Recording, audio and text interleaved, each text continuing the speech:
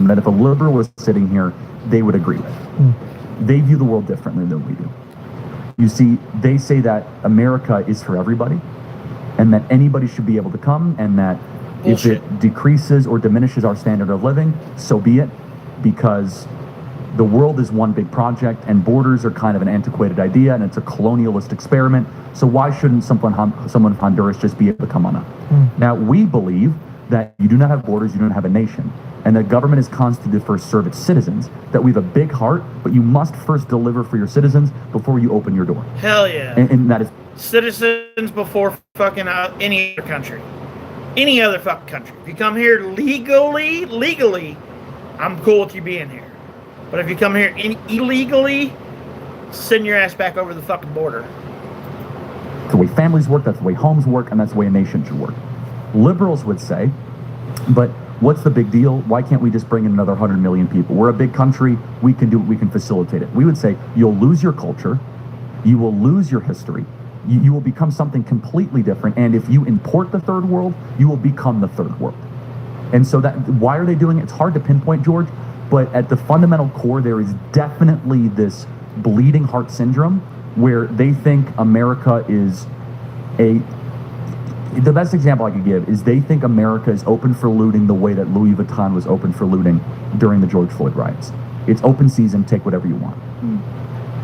And it's very fair to say, you can't take care of others if you can't take care of yourself. If you're not well enough, how can you help other people? Which makes sense for our country. Yeah. And so going back to the voting point of it, because I know that in the past, a lot of people have felt like, oh, is my vote even really being counted or is it being changed? So how can people election season know that their vote is secure and it's truly being inputted? Yeah, it's a great question. So we're running a massive get out the vote operation at Turning Point Action. We have over 1,500 full-time people that are working just on this project. It's the largest in the country. So a couple things, that you can track your vote. For example, in Arizona, you can see and make sure that your vote is actually processed and counted in real time. There's a website for it, and you can actually make sure your vote has gone through.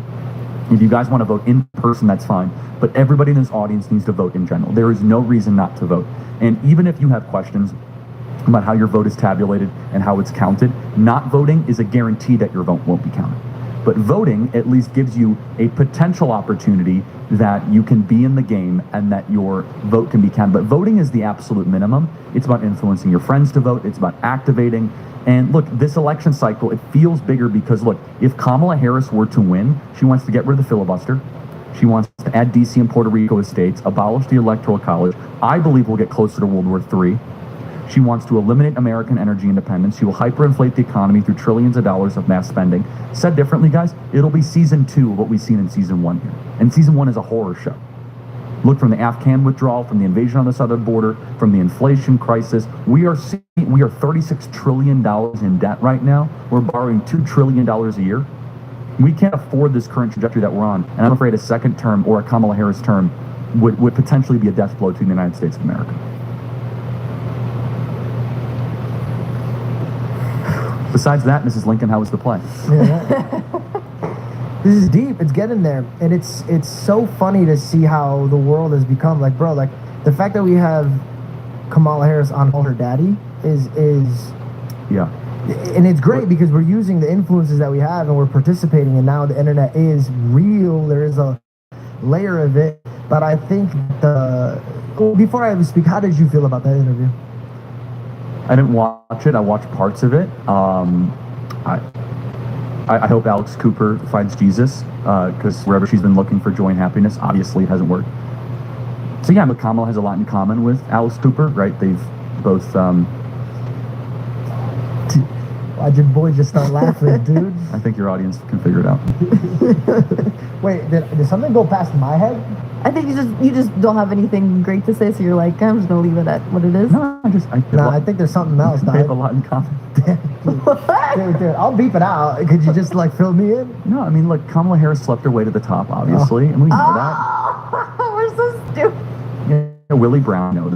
I mean, Call Her Daddy. Did she sleep her way to the top? I don't think she did.